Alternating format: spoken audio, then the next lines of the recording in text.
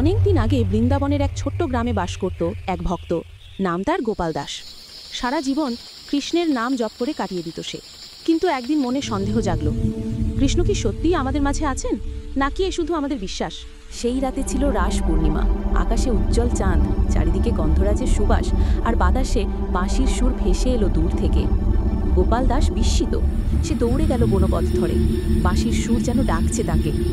বনের মধ্যে পৌঁছে সে দেখল চাঁদের আলোয় ঝলমল করছে এক পবিত্র মঞ্চ। সেখানে অসংখ্য গোপীরা নৃত্য করছে, আর তাদের মাঝখানে দাঁড়িয়ে আছেন শ্রীকৃষ্ণ, নীলবর্ণ, পীতবসন, হাতে বাঁশি। প্রতিটি গোপীর সঙ্গে কৃষ্ণ একসঙ্গে নাচছেন, কিন্তু প্রতিটি গোপী মনে করছে কৃষ্ণ শুধু তারই পাশে আছেন। গোপাল দাস সেই দৃশ্য দেখে স্তব্ধ হয়ে গেল। চোখ বেয়ে অশ্রু ঝরতে লাগলো। সে বুঝল, ভক্তির মধ্যে যে ভালোবাসা আছে, সেই ভালোবাসাই কৃষ্ণ। ঠিক সেই মুহূর্তে কৃষ্ণ তার দিকে তাকিয়ে হাসলেন। দেখলে গোপাল, আমি বিশ্বাসের মধ্যেই বেঁচে আছি। যে বিশ্বাস রাখে সে আমাকেই পায়।